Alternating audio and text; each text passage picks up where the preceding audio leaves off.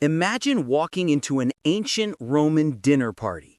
The year is 100 AD. You're in a massive villa just outside Rome, marble columns everywhere, colorful frescoes on the walls, the sound of a lyre playing softly in the background. You recline on a couch because Romans didn't sit at tables like we do, they laid down to eat. And then the food starts arriving, course after course after course. Some of it looks familiar. Some of it looks absolutely bizarre. And by the end of the night, you'll have eaten things that would make a modern food critic weep with joy, and things that would make you question whether the Romans were geniuses or completely insane. Welcome back to the channel. Today, we're diving fork first into the fascinating, weird, and surprisingly sophisticated world of ancient Roman food. And I'm not just talking about what they ate. I'm talking about how they ate, why they ate what they did, and what their food culture can tell us about one of history's greatest civilizations. If you've ever wondered whether Romans really ate dormice, or what garum was and why they put it on everything, or whether the average Roman citizen ate anything like the emperors, stick around, because this is going to change how you think about ancient Rome forever. Hit that subscribe button because we're about to take a 2,000-year journey through the kitchens, markets, and dining rooms of the Roman Empire. Let's start with breakfast, because that's where the Roman day began. Except here's the thing, most Romans didn't really eat breakfast the way we think of it. The typical Roman citizen, the average person living in Rome or any other city in the empire, would wake up at dawn and maybe grab something quick and simple. Bread dipped in wine or water, some cheese, maybe some olives if they had them. That was it.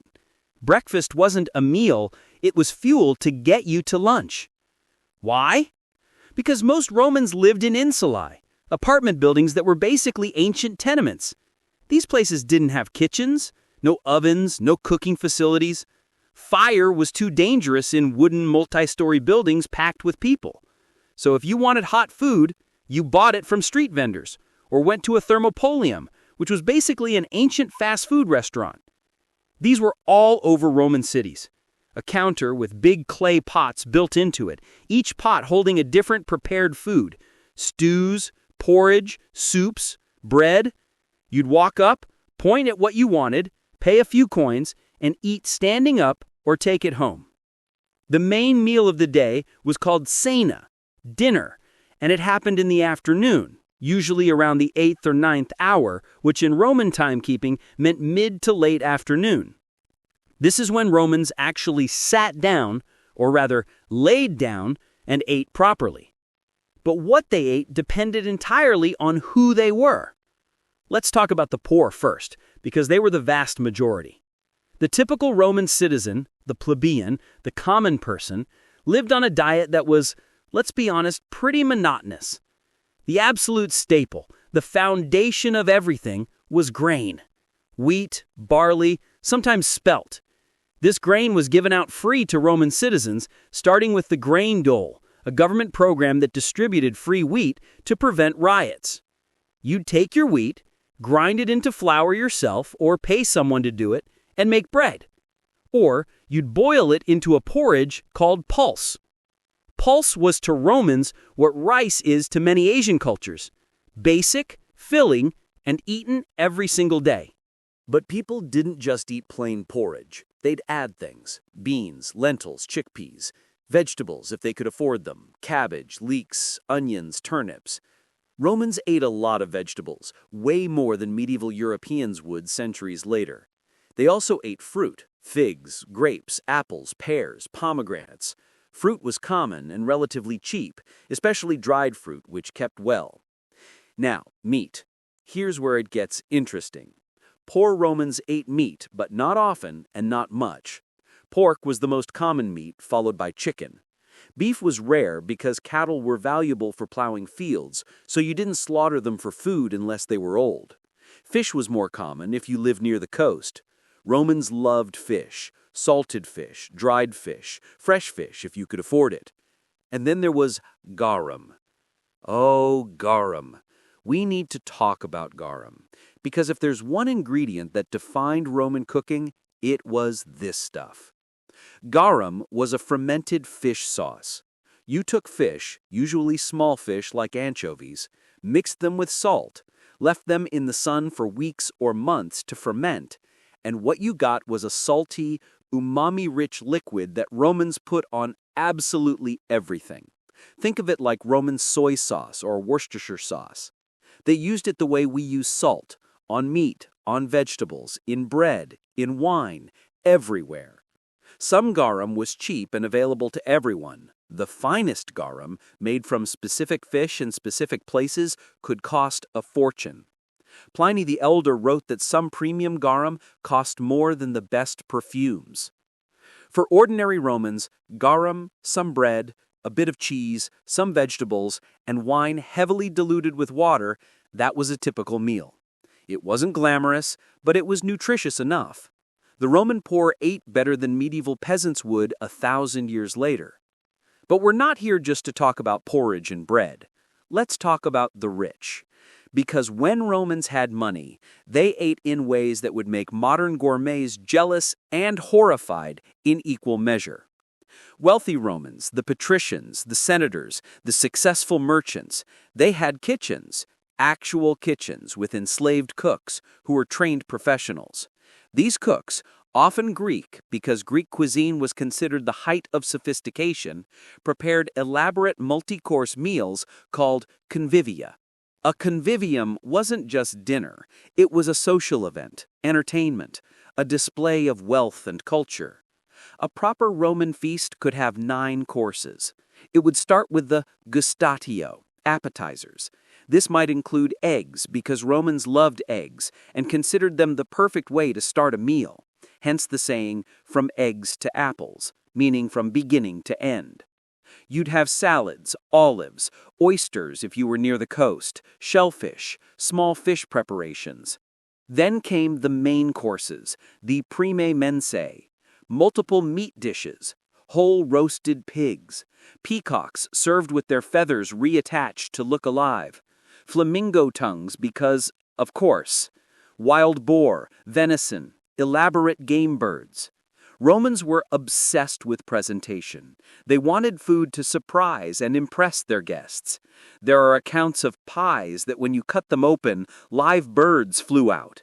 Sows stuffed with live thrushes, so when you carved the meat, birds escaped.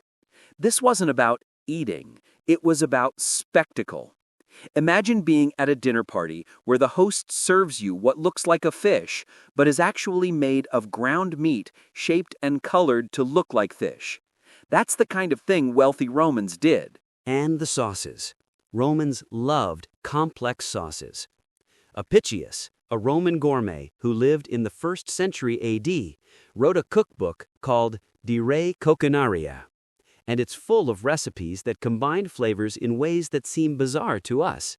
Sweet and savory together, honey and vinegar, fruit with meat, garum with everything. A typical sauce might include garum, wine, honey, pepper, cumin, coriander, and date paste, all cooked together. Romans loved strong, complex flavors. Their food wasn't subtle. Let's talk about specific dishes you might encounter at a wealthy Roman feast. One of the most infamous is dormouse. Yes, dormice, the little rodents. Romans considered them a delicacy. They'd raise dormice in special clay jars, fatten them on nuts and acorns, then stuff them with pork and pine nuts, roast them, and serve them covered in honey and poppy seeds. Ancient sources say they were delicious, rich, fatty, sweet, and savory. Would you try one? I'm honestly not sure I would. Another famous dish is pork cooked in milk and honey. You take a piece of pork, boil it in milk until tender, then glaze it with honey and serve it with a sauce made from the reduced milk, garum, and spices. Sweet glazed pork. That actually sounds pretty good. Romans also ate a lot of seafood, and I mean a lot. Oysters were hugely popular. Rich Romans had oysters shipped from all over the empire, kept alive in fresh water tanks. Mullet was prized, especially the red mullet. Sea urchins, octopus, squid, every kind of fish you can imagine. There are accounts of Romans paying absurd amounts for particularly large fish. One emperor supposedly paid thousands of sesterces for a single massive mullet. Now let's talk about vegetables, because this is where Romans were surprisingly modern. They ate asparagus, artichokes, beets, carrots, though ancient carrots were white or purple, not orange, celery, cucumbers, lettuce, mushrooms, peas, radishes, and more. They understood that vegetables were good for you. Cato the Elder, the stern old Roman statesman, wrote that cabbage was the most healthful of all vegetables and could cure almost anything. He was wrong, but the sentiment shows that Romans valued vegetables. And fruit. Romans had access to incredible fruit. Grapes, obviously, because wine. Figs, which were so important that there were dozens of varieties. Apples, pears, cherries, plums, peaches, apricots, melons, pomegranates. They imported citrons from the east, though oranges and lemons wouldn't arrive until later. Dates were brought from North Africa and the Middle East and became very popular. Romans ate fruit fresh, dried, cooked into dishes, preserved in honey. Fruit was dessert, along with nuts and sweetened wine cakes. Speaking of sweet things, Romans didn't have sugar. That wouldn't arrive in Europe for another 1,000 years. But they had honey, and they used it generously. Honey glazes on meat, honey in sauces, honey cakes, honey wine, called mulsum, which was a popular drink. They also used grape must, boiled down grape juice to sweeten things. And they used silphium, a now extinct plant that was apparently so delicious and useful that Romans harvested it to extinction. We'll never know what it tasted like. Let's talk about drinks, because Romans drank as much as they ate. Water, obviously, though they preferred wine. But Roman wine wasn't like modern wine. It was stronger, more alcoholic, and almost always mixed with water. Drinking wine unmixed was considered barbaric. You'd dilute it with water, sometimes seawater for flavor, and drink it throughout the day, and especially with meals. Romans drank wine the way we drink water or soda. They also drank posca, which was wine vinegar mixed with water and sometimes herbs. This was the drink of soldiers and the poor. It was refreshing, mildly antiseptic, and cheap. Roman soldiers on campaign lived on bread, porridge, posca, and whatever they could forage or buy locally. It wasn't exciting, but it kept them alive and strong enough to conquer most of the known world. Rich Romans, on the other hand, had access to amazing wines from all over the empire. Falernian wine from Campania was the most prized, aged for decades, insanely expensive. There were wine snobs in ancient Rome, just like today. People who could tell you the exact vineyard and year of a wine by taste. Some of these wines were so strong and concentrated that you had to dilute them with multiple parts water or they'd be undrinkable.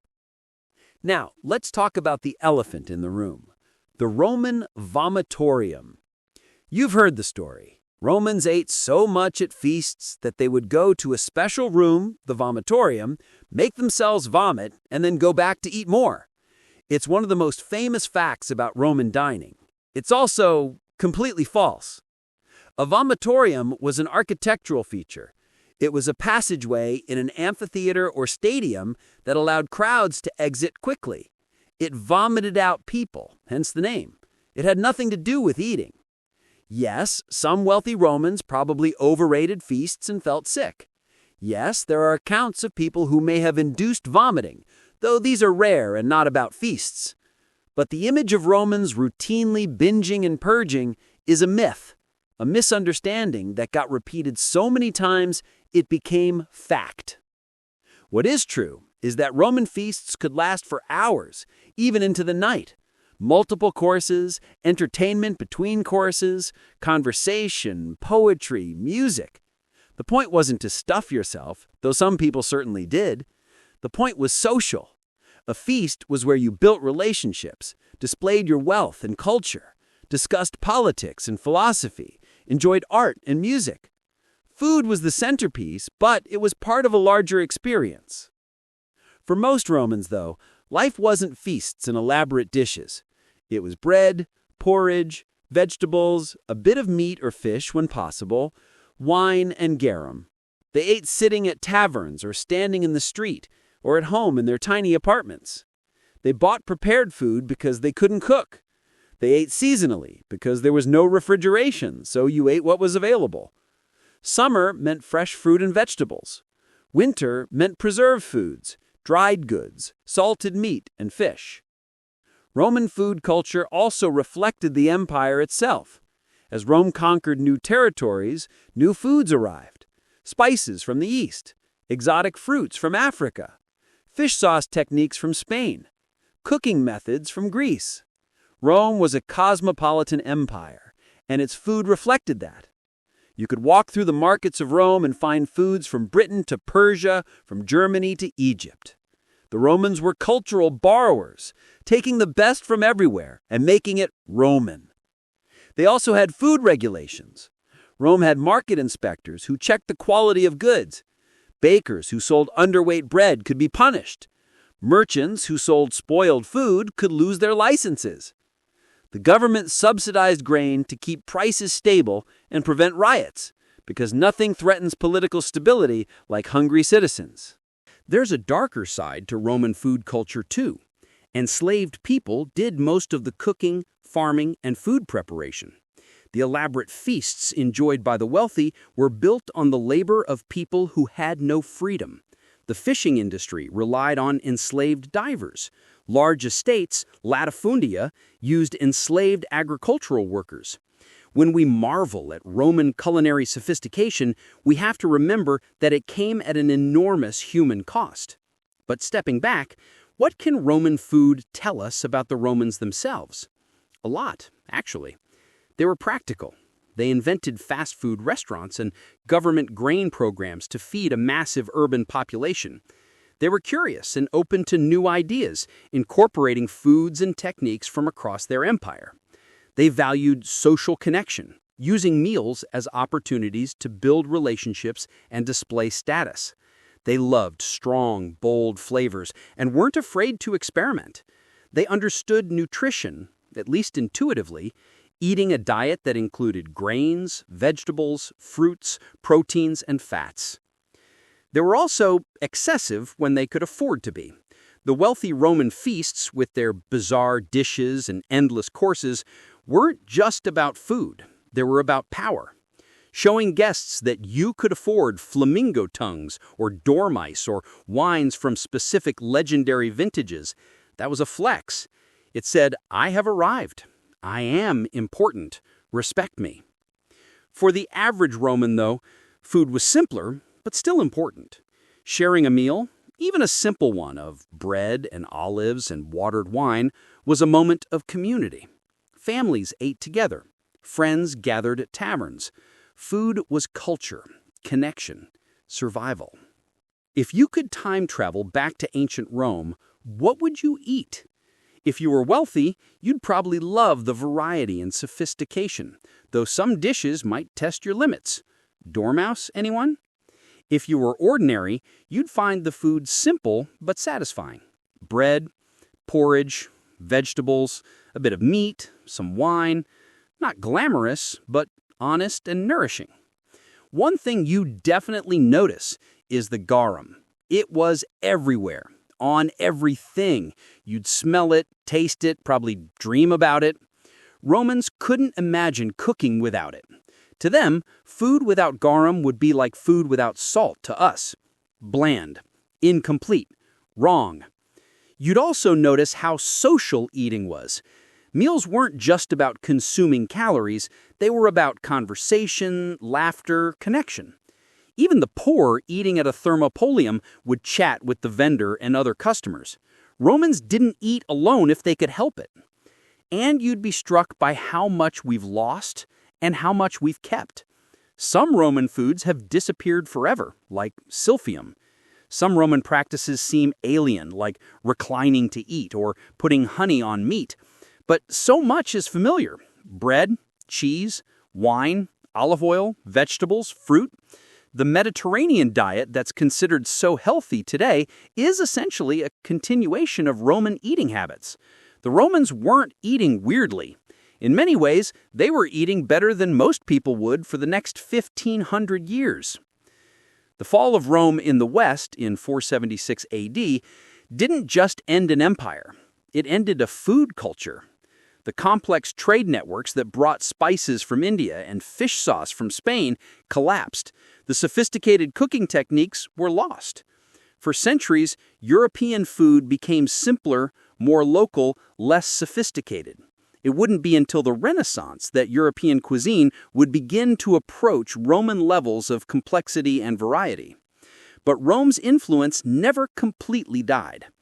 Olive oil, wine, bread, cheese, the foods that defined Roman cuisine remained central to Mediterranean culture. The techniques of preserving food, the love of strong flavors, the idea that meals are social events, all of that persisted. And when archaeologists started excavating Roman sites and translating ancient texts, we rediscovered just how sophisticated Roman food culture was.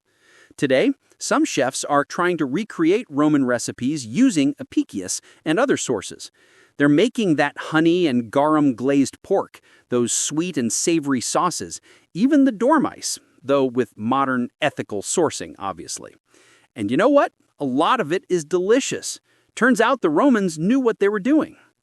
So, next time you drizzle olive oil on your salad, or enjoy a glass of wine with dinner, or eat bread with your meal, remember, you're participating in a tradition that goes back thousands of years. You're eating like a Roman. Maybe not the fancy feast kind of Roman, but the everyday Roman who understood that good food, simply prepared, shared with people you care about, is one of life's great pleasures. If you made it this far, thank you. This was one of the most fun scripts I've researched and written. If you enjoyed this culinary journey through ancient Rome, hit that like button. Subscribe if you haven't already. And drop a comment. Would you eat dormouse? Would you try garum? What ancient Roman dish sounds the most appealing to you? I genuinely want to know. Thanks for watching. I'll see you in the next one.